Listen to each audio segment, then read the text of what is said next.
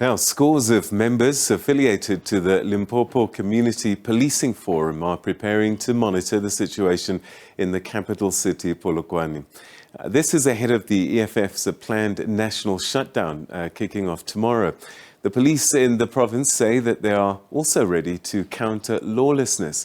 We cross now to SABC News reporter Katlego Nyoni. Katlego, thanks so much indeed for joining us. I suppose a lot of anticipation in the air, the authorities saying that they've done as much as they can.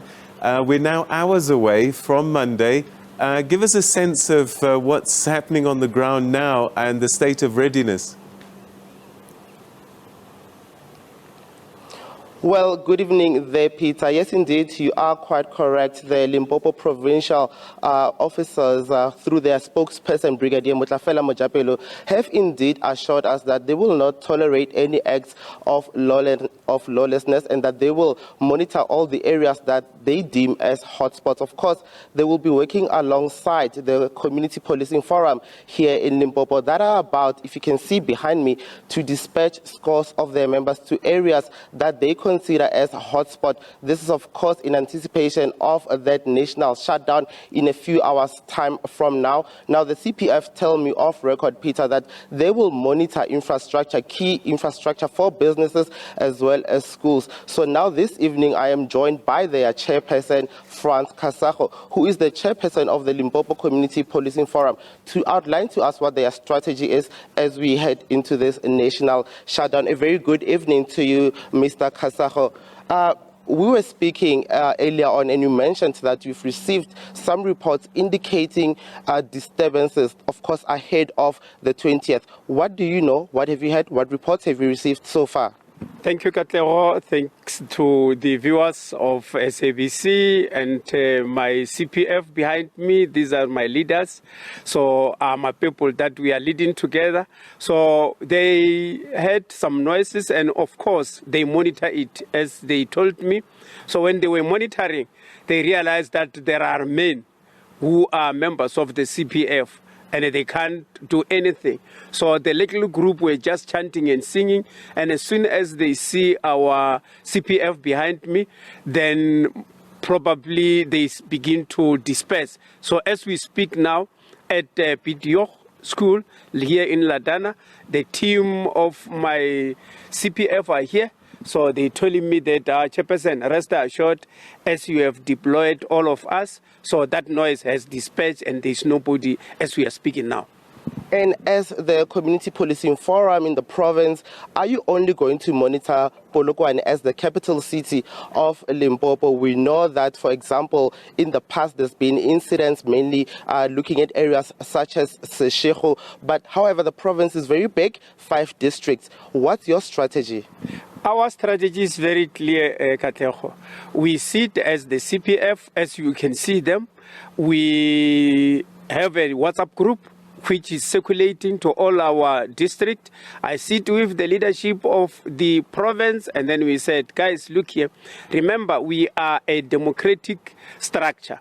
We are from the South African Police Act, Act number 68 of 1995, which stated very clear that our role is to identify problem area, hotspots, and we then inform the police of every act of criminality. So therefore, we sit and say, we can't just fold our arms. Though we are not against to any peaceful march, but immediately it becomes violent, then indeed as CPF we are eyes and ears of the police. So as you can see, my guys are ready for any action, and I'm going to post them to key places like schools, churches, malls, everywhere where we know very well that there are structures belonging to government. So it's our responsibility to make sure that all our roads will be accessible by our people, because the rights of an individual cannot be overpower the rights of others. So therefore, we don't say people should not exercise their rights, and they should not also infringe the rights of other individuals. So all the 5 districts have dispatched my people including Capricorn as I am here now. From here, I'll be moving to other districts. Let's speak about ordinary members of the public. Have they been in contact with you as the Limpopo Community Policing Forum to maybe highlight some of, their problematic areas, things that they may deem, as problematic ahead, of course, of tomorrow? Like we are working with different stakeholders, the NGOs in the province, wherein there are people who are helpless. We are working with business community who then said, what about our business? Because we have seen letters circulating to say, if you open your business, then we'll be able to get hold of you. So we will rest them assured that as long as the CPF members are there, they will always protect all the infrastructure that we feel is deemed to be taken into consideration. So we have been interacting with members of the community. Remember, the CPF are from sub-forum in all the province, in all the 5 districts where we call sub-forum. And the sub-forum are members of the CPF who regularly interact with the members of the community on the ground because they are there as sub-forums and business against crime and Y-Corp and CSF. Those are the components that we have on the ground. From that area, then we have the station forum, which is led by Mabute, especially in Westernburg. Remember, we are having 104 police stations in the province. So therefore, those executives from the various stations, they are like today, if you can see my colleagues at my background, they're saying to us, indeed, they've been communicating, hence you can see them behind me. They communicated with all members who are defenseless to say, people, you have elected us to come and exercise your constitutional rights. So therefore, they are here to make sure that every citizen in this province are secured and are safe. And Mr. Kasago, there's been pockets of reports. For example, I've heard that in areas like Seshego, people have already started mobilizing, collecting items and debris that they might use, for example, tomorrow, such as your tires. What do we know at this stage? Do you have any details? Yeah, up to so far, I did not get that. But as we were planning, we were guarding against such because we thought as much that people will just do their own demonstration, but they could not, at the end of the day, harm us. But we are going to monitor such because we also have members of the CPF in Seshego.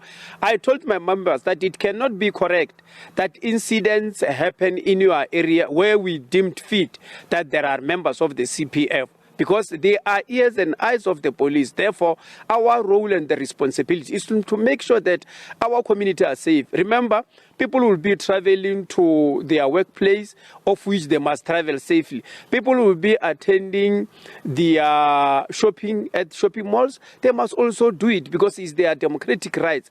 People will be attending hospitals for checkup, so they must do that without any hindrances of any sort. So therefore, the movement will always be like that. This is not the first time things happen, but what we are going to guard against is to guard against people who are taking the law into their own hands. And as CPF, remember I earlier said we are eyes and ears, and we are a democratic structure. So therefore, my people will always be there for any eventuality. So we are not going to tolerate anything, but we will give a space to peaceful march. And immediately it becomes violence, then we will also be violent.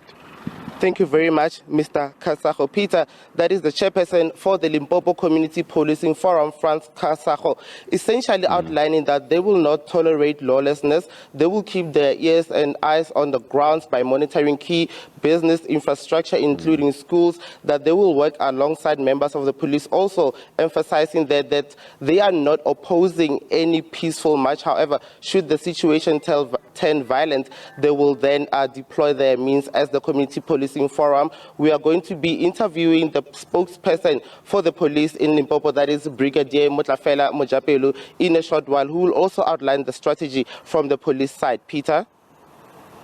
All right. Katlego, just before you disappear, I just want to get your own personal experience in terms of, as you've been reporting this week and getting a sense from people on the ground, what have they been telling you in terms about tomorrow and their participation? That's a very good question, Peter. Earlier on, we were covering hawkers at Seshego who mentioned to us that they will rally behind this call by the economic freedom fighters to essentially participate in this national shutdown, of course, calling for the end to load shedding as well as the resignation of President Cyril Ramaphosa. Some of these small business individuals mentioned that they rally behind the call to participate in that particular match. But also just to bring, Peter, to your attention, as we're driving to this location, we are now in a section of Polokwane called Ladana. We were able to see, myself and my colleagues, some police vehicles. So clearly, there is an anticipation from law enforcement officers ahead of tomorrow. Peter? All right, Katlego, thanks so much indeed for that update. I know it's going to be a busy 24 hours for you, so stay safe and thanks for the update. All right.